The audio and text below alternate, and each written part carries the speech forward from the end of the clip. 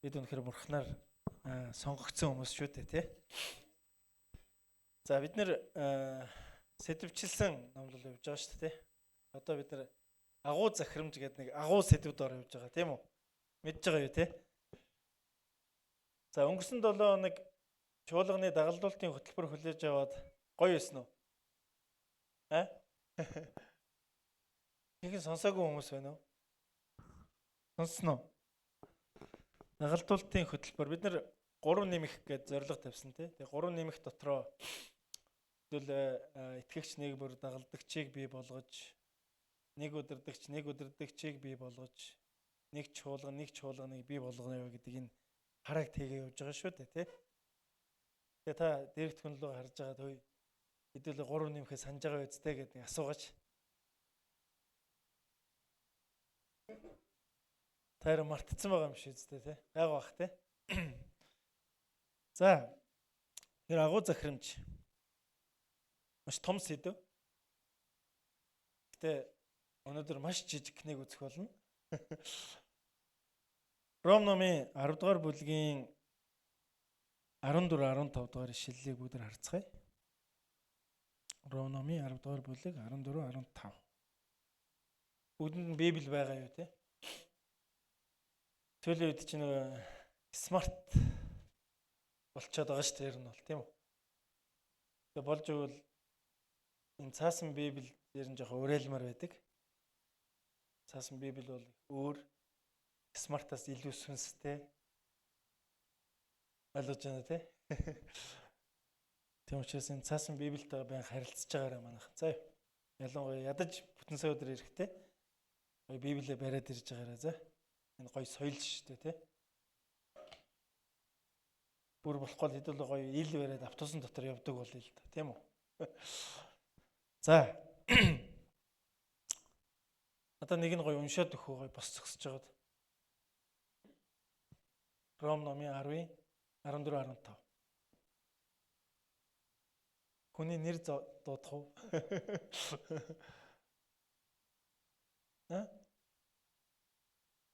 За.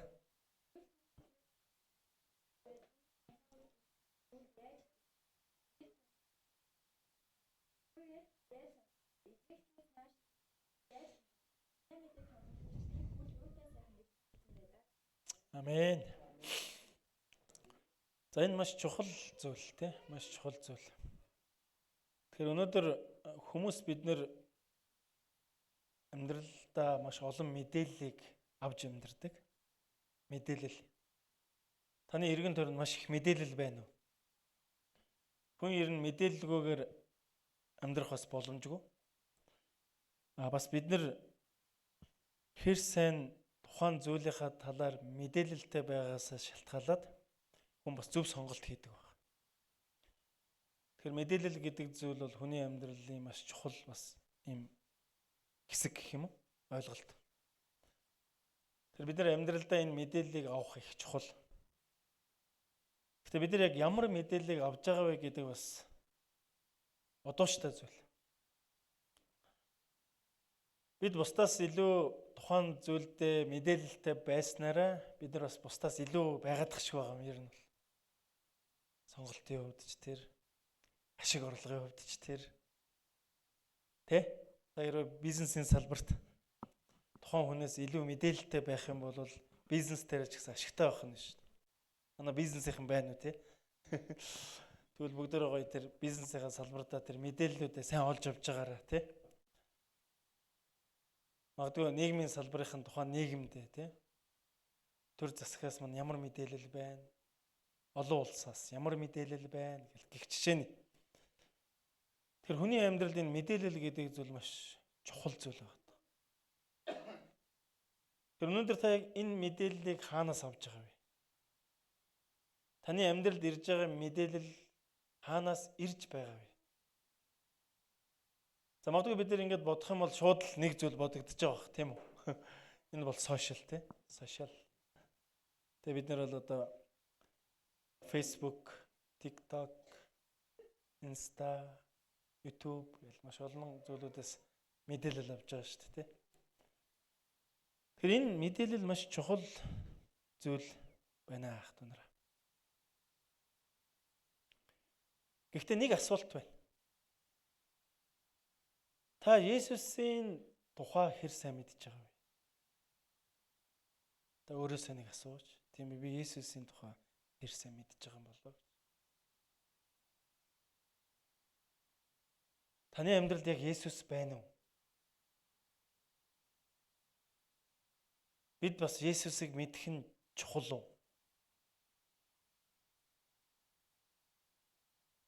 Тэгэд энэ Есүсийг бид нар яг хаанаас олж мэдээд байна? Бас чухал ойлголтууд тий. Тэгэхээр Библи хэлэхдээ ах дүүнараа Есүсийг мэдэх нь юунаас илүү чухал юм а гэж хэлсэн. Тийм учраас эзний үг энэ дэлхийд түгэн төгсээр байна. Энэ түгэн төгөх нь чухал учраас эзэн Есүс Христ өөрийн дагалдагч нартаа агуу захирамжийг үлдээсэн байна.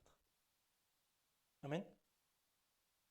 Тэгэхээр та энэ агуу захирамж гэдэг зүйлийг ойлгох нь эзэн Есүс Христийн чухалчлан үлдээсэн энэ ухагтгууныг хүлээж авах нь сүмд ирдэг хүмүүсийн хувьд бол чухал шүү. Хамгийн чухал мэдээлэл гэсэн үг. Амен. Тэр бүгд агуу захирамжийг хүлээж авдаг тэр хүмүүс байцгаая. Хэрвээ бид нар агуу захирамжийг хүлээж авахгүй бол бидний амьдралд Есүсийг дагдаг гэж хэлэх асуултын тэмдэг бол орхигдуулж ийн гэсэн. Хагас байна гэсэн. Тийм учраас эзэн өөрийн үгэндээ Паул илчээр дамжуулан өнөөдрийн энэ чухал зүйлийг хэлсэн байна л да. Өнөөдрийн энэ чухал хэсэг. Ром номын 10 дугаар бүлгийн 14 дээр ингэж хэлсэн байна. Тэгвэл түүнд итгээгүй тэд яаж түүнийг дуудах вэ? Түүнийг сонсоогүй тэд яаж түүнд итгэх вэ? Тэд тунхаглагчгүйгээр яаж сонсох вэ гэж хэлсэн байна.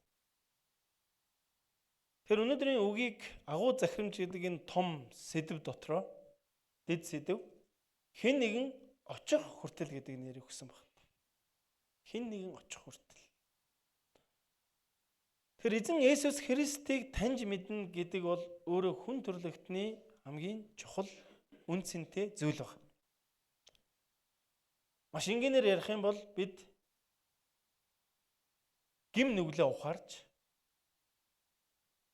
бид үнэхээр даруусч нэгүсэндээ өөрийгөө ойлгож гэсэн үг. Би хинч биш юм бэ гэдгийг ойлгодог бид нар Есүсийг таньж мэдснээр. Би бол зүгээр л тоос юм байна. Бид амьсгаагаа нэг хэдэн минут барихад л ер нь баларна шүү дээ, тийм үү? Есүсийг таньж мэднэ гэдэг бол ер нь энэ хэсэг үг гинэ ах дунаар Библи хэлж байгаа. Бид даруусах тухай ярьж байгаа. Тэгэд энэ даруусал дотор бид үнэхээр тэр агуу нэгнийг нэгүсэл дунд амьдарч байгаа юм байна гэдгийг хүлээн зөвшөөрөх ойлголтыг өгж байгаа юм аа. Тэр энэ эзэн Есүс Христийг таньж мэдсэн хүмүүсийн амьдралд түүнийг сонсох гэдэг ойлголт байна аа. Сонсох. Тэгэхээр яг энэ мэдээг аль эзэн 2000 жилийн тэртээ эзэн Есүс Христ Паул илчээр дамжуулан биднэрт өгсөн байна. Та нар мэдээч гэж. Та нар хүлээж аваач гэж. Тэр бид эзэн Есүс Христийн дагалдагч байхын хувьд агуу захирамжинд оролцохын тулд бид нар нэгэн тэр суур ойлголтыг ойлгох хэрэгтэй болж байна гэсэн. Маш чухал ойлголт шүү байх тоо. Тэр суур. Бид нар суурийг маш сайн тавьж чадах юм бол бид нар яах вэ? Маш өндөр барилга барих бол. Бид нар хундаамаа гүнзгий сайн тавьж чадах юм бол бид нар маш өндөр барилгыг барьж чадах болно гэж. Тэгэхээр агуу захирамжинд бид нар оролцохын тулд өнөөдөр бидний амьдралд өгж байгаа эзний үгийг Дахин харъя. Энд юу гэж хэлж байна гэхээр тэгвэл түүнд итгээгүй тэд яаж түүнийг дуудах вэ? Түүнийг сонсоогүй тэд яаж түүнд итгэх вэ? Тэд тунхаглагчгүйгээр яаж сонсох вэ гэсэн байна. Тэгэхээр эзний агуу захирамжинд оролцоно гэдэг бол итгэлийн асуудал байна. Итгэлийн асуудал. Та яг түүнд итгэж байгаа юу? Та яг агуу захирамжинд итгэж байгаа юу? Таны амьдралд Есүс Христ байгаа гэдэгт итгэж байгаа юу? Бурхан таныг өөрчлөн гэдэгт итгэж байгаа юу? Түүгээр зогсохгүй Библийн тэр гол чухал зүйл буюу таныг аварна гэдэгт та итгэж байгаа юу? Хэрэв бидний амьдралд итгэл байгаа бол бид түүний тухай ярих болно ахтун. Амен. Энэ зүйл итгэлгүйгээр хизээж хийгдэх боломж байна. Бид Бурханд итгэхгүйгээр агуу захирамжинд оролцоно гэдэг ер нь хэцүү дээ. Итгэл байхгүйгээр бид нэр яг энэ зүйл бидний дотроос гарахгүй гэсэн үг байна. Тэгэхээр тэр итгэл нь хаана байгаа юм бэ гэдэг ойлголт байна. Тэгээ цаашаа бид нар Ром номын яг энэ 10 дугаар бүлгийн 10-ын 17-аас харах юм бол энд ингэж хэлж байгаа. Тиймээс итгэл нь сонсгон Христийн үгээр ирдэг гэнэ. Эндээс харах юм бол итгэл хаанаас ирдэг гэж байна? Сонсгоос ирдэг гэсэн байна. Бүдэр сонсох гэж хэлэх үү? Дахиад хэлэх үү? Сонсох гэж хэлэх үү? Тэгэхээр энэ сонсох хаанаас ирдэг вэ гэхээр тэр олон мэдээлэл дундаас ирдэг юм байна л та. Мэдээлэл дунд бол бид ингээл сонсоод явж байдаг байна. Ойлгож байна уу тий? Тэгэхээр хүн юу сонсон түүнийхээ талаар итгэжээдэг. Хүний чихэнд юу сонсогдож байна түүнийхээ дагуу хүн үйлдэж байдаг. Хүний тухай хүн юу сонсон түүнийхээ тухай төсөөлж байдаг гинэ ярина. Тийм учраас энэ сонсох гэдэг ойлголтыг Библиэд эзэн хийж өгсөн байна. Ойлгуулж өгсөн.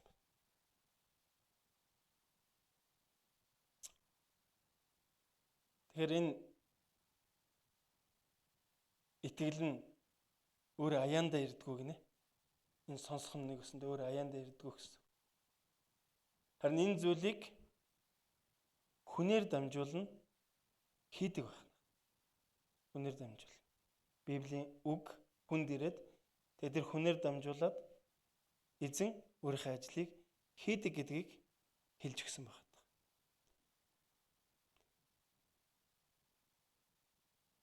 Тэгэхээр өнөөдөр та энд сууж байгаа гол шалтгаан бол хэн нэгэн танд ирж Есүсийн тухай ярьсан байгаа шүү дээ, тийм үү? Хэн нэгэн өнөөдөр танд ирж Есүсийн тухай сонсгосон гэсэн.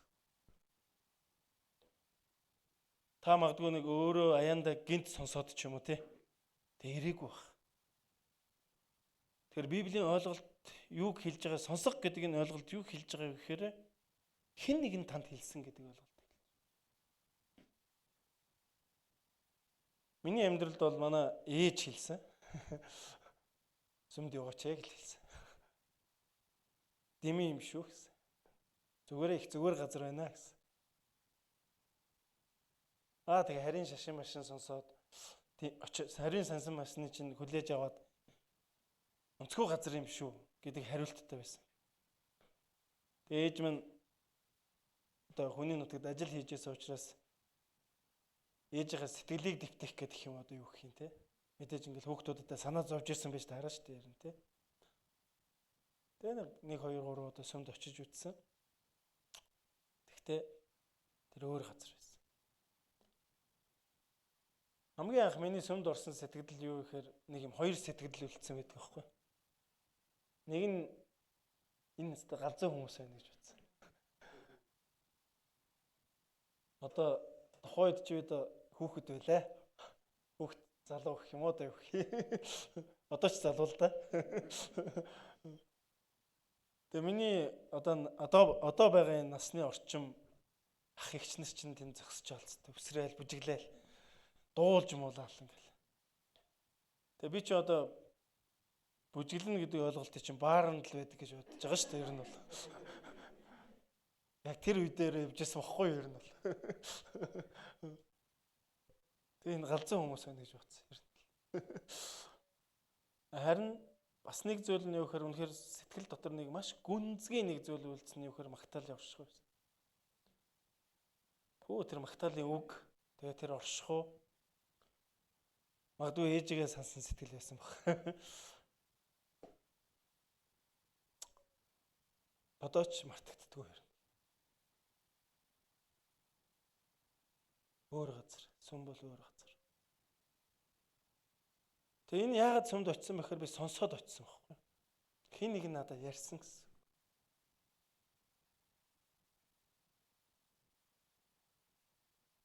Тэгэхээр өнөөдөр таны амьдралд хэн ярьж байна вэ гэж. Өнөөдөр энэ олон мэдээллийн 90-100-д бид нар хэнийг сонсож байна вэ гэж. Бодож та зүйл үү? Тэгэхээр бидний амьдралд сонсогдож байгаа зүйлээсээ шалтгаалаад бид нар маш олон сонголтуудыг хийдэг байна. Маш олон сонголтуудыг.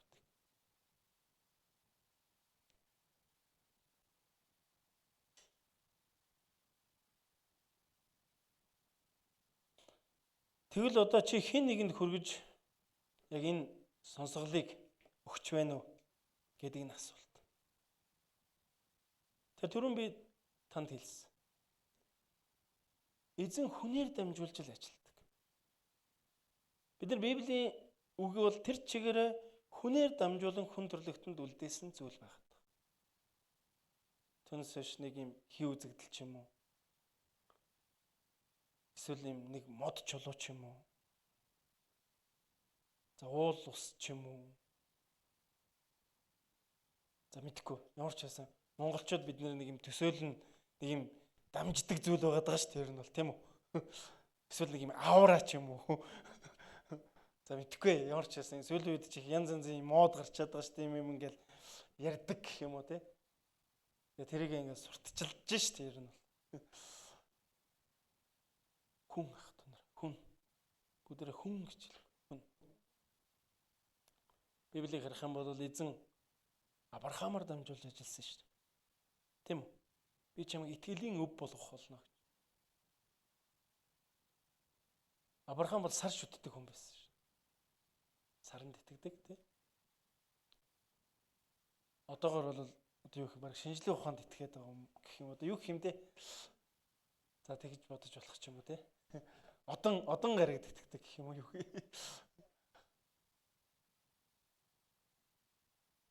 Тэгээ Авраамаар дамжуулж тэр итгэлийн өвийг хүн төрлөختөнд суулгасан байна. Ойлгуулсан тийм. Тэр Исаакаар дамжуулж ажилласан байна.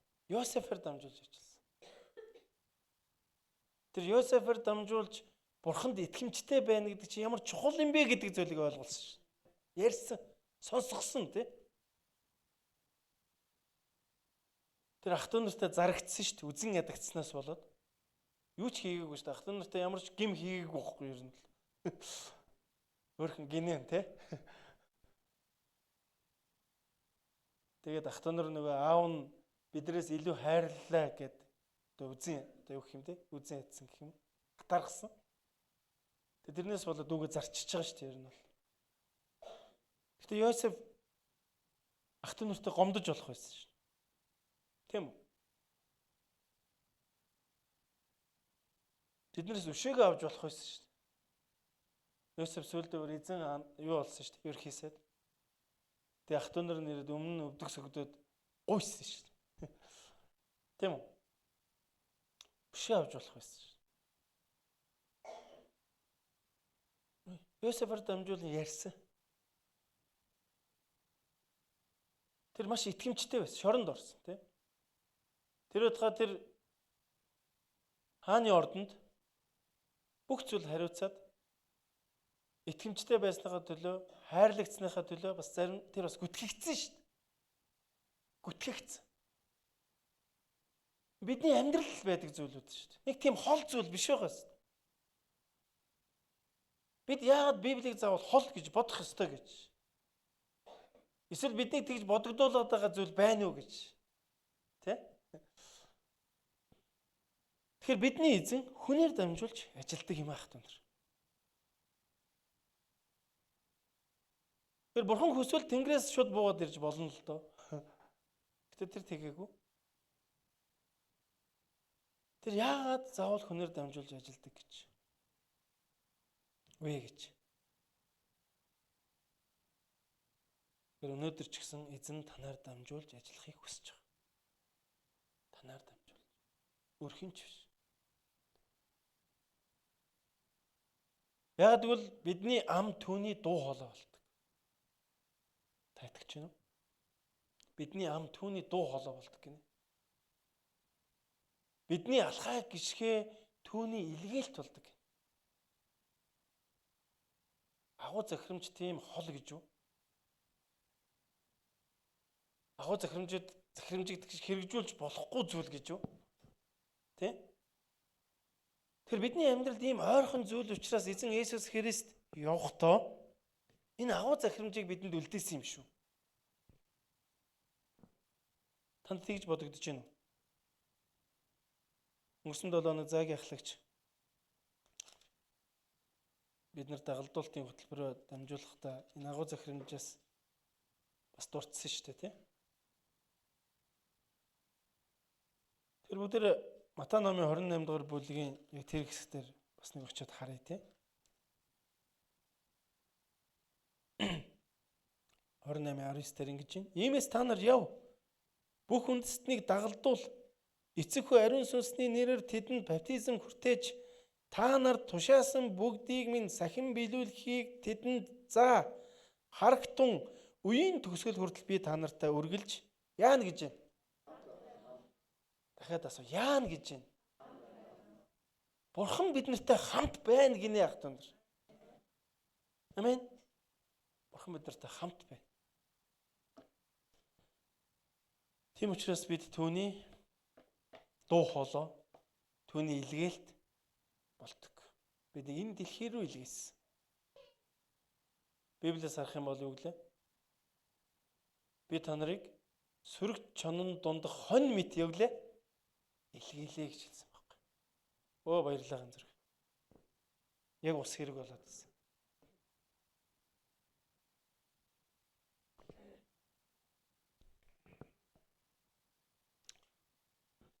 Хонь мэт илгээлээ гэсэн. Тэгэхээр би танд нэг зүйлийг эзний үгээр дамжуулан ятгахмаар байна. Та бол зүгээр нэг хүн биш ээ. Та бол харин илгээгдсэн нэг юм шүү. Та дэрэгт найздаа хэлэхгүй. Та бид илгээгдсэн юм байна шүү дээ. Аль хэзээ агуу захирамжинд оролцоод явж байгаа хүмүүс байна шүү дээ, тий?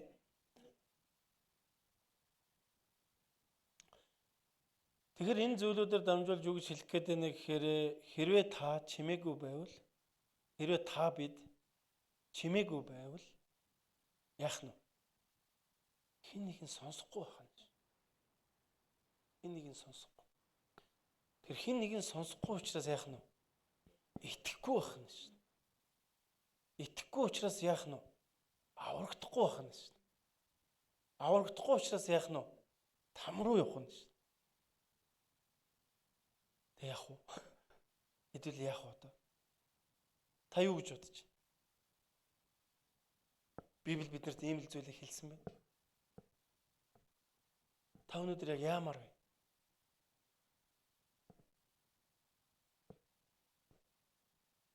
Есүс бидний амьдрал тийм чухал гэж юу?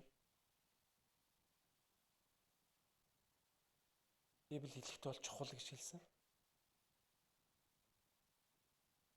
Бидний мөнхөд амьдрах амьдралын асуудлыг шийдсэн шүү дээ. Хаана байх вэ гэдгийг шийдсэн байхгүй.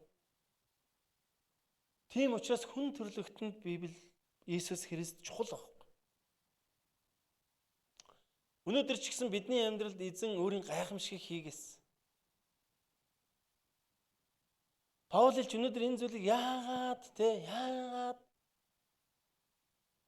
чухалчлан хэлсэн бэ гэхээр яг үүндээ Паул Саул байсан тий? Саул. Тэр бол эзэн Иесус Христийг итгэгч нарыг хавчдаг нэгэн байсан шүү. Тэгээ тэр хавчиж байгаа ажлаараа бүр ингээд сайрахдаг гэх юм уу тий? Тийм нэгэн байсан.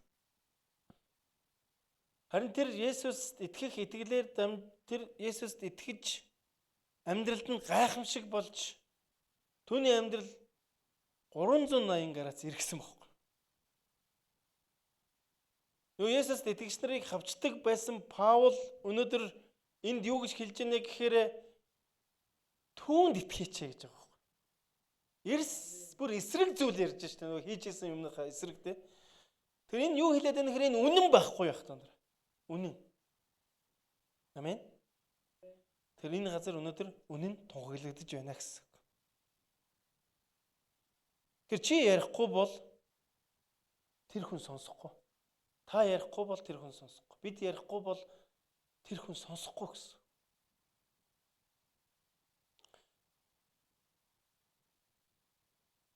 Та эргэн тойрныхоо хайртай хүмүүсээ хараач. Та яг эргэн тойрныхоо хайртай хүмүүстэй хэр ярьсан бэ? Үнэхээр Есүст итгэх нь тийм чухал юм бол та өнөөдөр хэнийг авармаар байх? Хэнд ярмаар байх? Яаж агуу захирамжинд оролцмоор байх? Бид агуу захирамжинд оролцохын тулд юуны төрөнд дэргэдэх хүмүүс рүү харцгаая. Амен. Дэргэдэх хүмүүс рүү харцгаая гэж.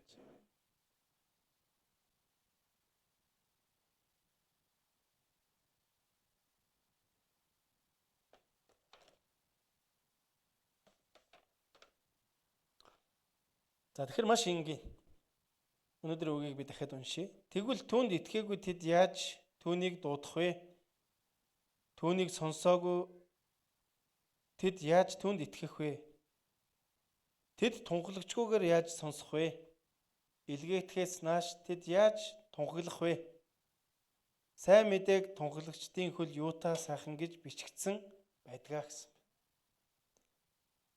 Тэр бид нар өнөөдрийн энэ ярьж байгаа зүйлүүдээс ингээд харах юм бол агуу захирамж гэдэг бол ерөөс надтай хамт байдаг зүйл юм байна л гэж харах боломжтой байна. Хэрвээ бид нар эхний ээлжинд яг энэ суур итгэл тэр сонсох гэдэг энэ суурийг тавьж чадах юм бол хүсэн хүсээгүй бид нар агуу захирамжинд оролцох болно гэж. Тэр бид Есүст итгэх юм бол бид нар түүний тухай яах вэ? Гэрчлэн эзэн. Есүсийг сонсоод тэгээ түүнд итгээд тэгээ түүнээс гарч байгаа үйлдэл нь юу гэхээр түүнийг гэрчилж байгаа. Тэр гэрчлэлийн амьдрал гэдэг бол өөрөө агуу захирамж байгаа даа. Гэрчлэлийн амьдрал. Тэр мэдээж гэрчлэл олон янз байгаа.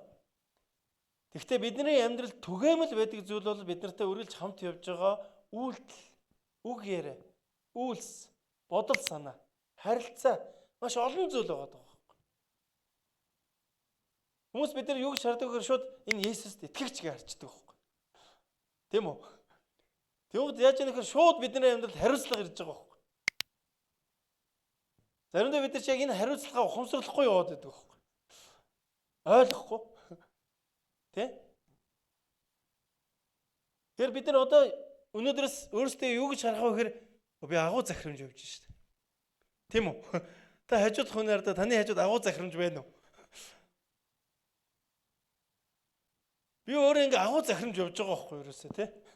Тэр чигээрээ.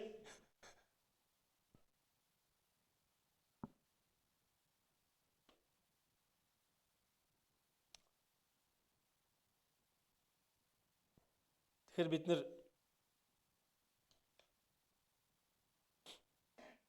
нэг чухал зүйлийг ойлгох хэрэгтэй. Бид өөрсдөө бол агуу захирамж юм аа гэж. Тэр заримдаа бид нэг ийм бодолд орчод байдаг. Яах вэ? Би яах вэ? Тэр пастор нь хэлнэ нэз. Яах вэ? Тэр ахлагч нь хэлнэ нэз. Эсвэл аян надаас илүү нэг жоохон сүмд явцсан юм аа их. Удаа. Тэ? Эсвэл энэ магадгүй надаас илүү нэг Библийг уншицсан юм аа. Тэгэхээр эзний үг яаж яах вэ? Агуу захирамжийг Библийг уншсанаар хэмжихгүй байгаа даа. Тэгэхээр юугаар хэмжиж байгаа гэхээр тэр итгэлээр хэмжээд байгаа. Итгэлээр. Тэр итгэлийг бид нар сая өмнөх зүйлээс хэрснээр болохоор сонссноос авсан гэдгийг ойлголоо шүү дээ, тийм. Тэр бид тэр өөр хүн хийдэг гэдэг энэ бодол, санаа үргэлж бидний дотор явж явах магадлалтай. Харин ч өнөөдөр танд нэг зүйлийг сануулмаар. Хэрвээ тэр өөр хүн нь та өөрөө юм биш үсттэй гэж. Тэр өөр хүн нь та бит хоёр биш юм үсттэй, биш үсттэй. Цаг нь болсон юм биш үсттэй. Хэдүүлээ дагалдагч бий болгоё гэсэн шүү дээ. Хэдүүлээ чуулган тарья гэсэн шүү дээ. Хэдүүлээ 300 өрхтөө болъё гэсэн шүү дээ. Тэгээ одоо хин хизээ яаж хийх вэ? Бид нар ярьж ээж л сонсгож ээж л өөр боломж авахгүй шүү дээ, тий? Тэгээ бид нар өөрийгөө болно. Би яагаад сүмд яваад байд? Яагаад надад сүм чухал учраас би энд ирээд байд? Тэгвэл энэ чухал зүйлийг тэр нэгэн хүнд хамгийн хайртай хүндээ ч гэсэн мэдэгдчих юмсан. Тийм үү? Ойлгуулчих юмсан. Бүгд ярьцгаая л да. Амен. Ийм зүйлд ятгахмаар байна хат үнэр. Тэгэхээр чиний очих газар бүр таны агуу захирамж явах болно. Таны алхаа бүр бидний агуу захирамж явах болно гэж дахин хэлмээр. За тэгээ би энэ зүйлийг базаад нэг 3 зүйлд одоо ятгахмаар байна гэх юм уу? 3 зүйл хамтдаа урьдчилъя. Маш энгийн. Бүгд хамтдаа яг нэг хүний төлөө залбирдаг байцгаая. Би хэнд ярих вэ гэж. Үнэхээр та залбирах шийдвэр гаргах үед таны дотор хин нэг эзэн сануулах бол. Та яг тэрнтэй зууралдаач, барилдаач. Хатонроо. Бүгд одоо яг юм талбар руу гарцгаая л. Бодит талбар руу тий. Хэдий болтол хэдүүлээ цаг нь болох байх гэж хүлээх юм. Мэдээж талбар руу гараа явж байгаа хүмүүс зөндөө байгаа шүү тий. Тэрийг үгүйсгээгүй. Талбар дээр явж байгаа хүмүүс бүр олон олоолаа болоос. Тэ? Нэг хүний төлөө залбирцгаая яах вэ? Хоёрт нь бүгдээрээ зориг гаргах. Зоригтой байцгаая. Библи итгэлийн хүмүүс хэлдэг нэг чухал зүйл үргэлж зоригтой бай гэсэн. Үргэлж тууштай бай. Зоригтой бай, тууштай бай, зоригтой бай, тууштай бай. Энийний цаан үргэлж нэг тийм сүнслэг гэх юм уу те нүдэнд харагдахгүй тийм одоо бидний хойшинд татдаг зүйлүүд явж идэг итгэлийн амьдрал дотор. Үргэлж ингээд хойшоо татчихадаг те нэг ингээд алхах гэдэг нэг итгэлийн алхмаар уршаа алхах гэхээр л араас ингээд татаал те. Мэдхгүй. Нэг мэдхэд л тийм юмд орцсон. Харин Библи эзний үг юу гэж ятгах гэж байгаа гэхээр зоригтой бөгөөд тууштай бай гэж хэлсэн. Бид нэр Йошуа номоос харах юм бол Йошуа 1-р бүлэг дээр Йошуа айсан шүү дээ ер нь. Айсан байхгүй. Тэгээ юу ч хэлсэн бэхээр бүү ээ гэж хэлсэн. Би чамтай хамт байна гэж хэлсэн байхгүй. Өнөөдөр эзний үг гэж хэлсэн үеийн төгсгөл хүртэл би чамтай хамт байна гэж хэлсэн байна. Амен. Эзний ариун сүнс бидэнтэй хамт байгаа ах түнэр. Тийм учраас зоригтой байцгаая.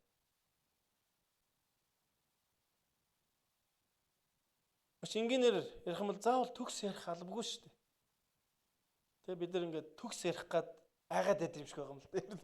Буруу ярьчих, зөрөө ярьчих вэ гэх тээ. Бурхан бидний төгс ярих гээгүй байхгүй.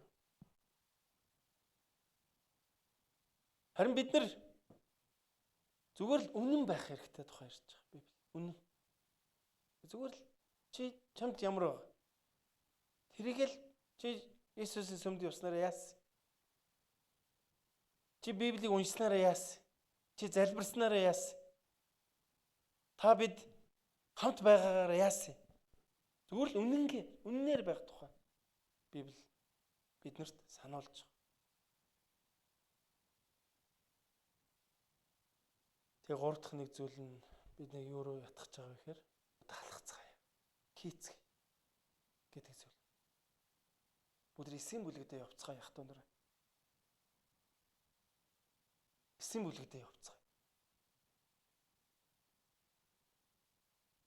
Мэдээж хийж байгаа сайн эсүүд байгаа шүү дээ. Ингээд байнга зураг гараал те. Гэтэ хэдхэн нь явдаг биш. Чуулганаар явдаг байж шүү дээ. Байх ёстой шүү дээ ер нь бол. Тийм үстэй. Энэ зүгээр эсвэл тэр хэдхэн хүний хийх ёстой ажил юм уу?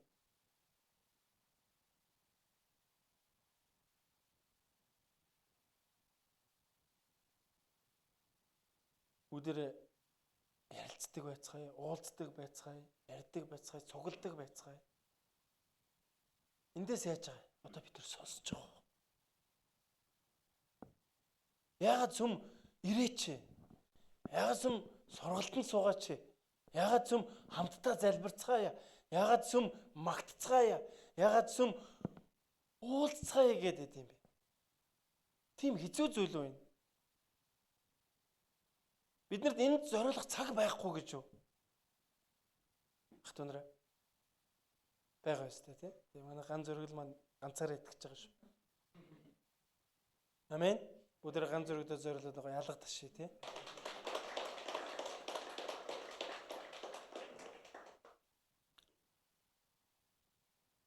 Бүгд сонсъё тэхүү. Библи биднийг агуу захирамж энд оролцох гинэ.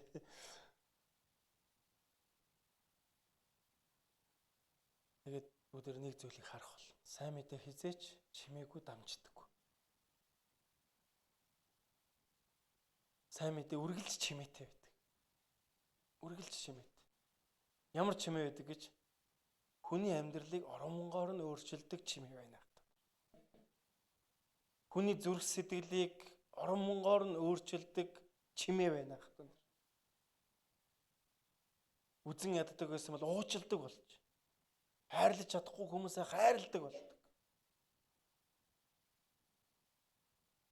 Хариуцлагатай болдог. Энэ өөрөө агуу захирамж байна. Тэгэхээр тэр нэгэн Тэнгэрийн улсад яваад очиход тантаа нэг хүн таарад тэр өдөр чи надад Есүсийн тухай яриаггүй байсан бол хоёулаа энд уулзахгүй байх байлаа гэдэг үгийг сонсох шиг энэ дэлхийн амьдралын утга учир байна гэж юу? Бүгд Бурхныг харъя гэхүү. Бурхан бидний дунд эдгэрлийг бий болгох бол Бурхан бидний дунд гайхамшгуудаа бий болгох бол өөрчлөлтүүд хүчрхэг гэр бүлүүдийг бий болгох бол тэг үнэхээр Бурханаас имээдэг тэр даруй зүрх сэтгэлтэй бүх зүйлээ эзэнд найддаг тэр салбарын удирдагч нарыг бий болгох бол Бурхан биднээр дамжуулж энэ үндэснийг өрөөхийг хүсэж байгаа. Харин бид хүсэж гэнэ үү гэж. Ахуу захирамж ах トゥ нар. Тийхүү дахин унш. Тэгвэл түүнд итгээгүй тэд яаж түүнийг дуудах вэ?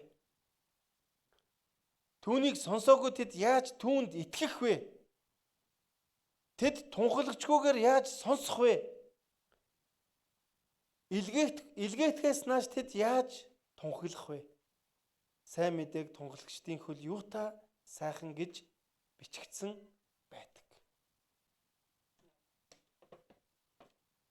Өнөөдрийн үгийн гарчиг хэн нэгэн очих хүртэл авралах. Тан дээр хэн нэгэн ирсэн. Өөр ямар ч боломж байхгүй. Бид нар эд шид хүлээгээд хэрэггүй гэсэн. Тэр Бурханы харцаг. Хамтдаа залбирая. Иесус эзэн. Баярлалаа эзэн. Үнэхээр та биднийг хайрлсан учраас өнөөдөр энэ газар өөрийн оршихуйд хамт байлгаж байгаа эзэн. Та өөрийн чуулганд зориулсан төлөвлөгөө байгаа эзэн. Үнэхээр энэ газар дуудсан хүмүүсийн амьдралд танд төлөвлөгөө байгаа эзэн. Бид итгэж байна. Их эзэн минь. Та өрөөж өгөөч. Эзэн минь ээ. Бид үнэхээр таныг сонсдог хүмүүс байх туслаач. Тэр сонссон зүйлээрээ дамжуулан танд итгэдэг хүмүүс байх туслаач. Их эзэн тэр итгэлээр дамжуул бидний амьдралд үнэхээр тэр таны гайхамшгууд бий болдог байхад туслаач эзэн. Есүс эзэн. Тэгэхээр танд талархъя. Бүх алдрыг танд өргөн эзэн Есүс Христийн нэрээр залбирanгуйж байна. Амен эзэн.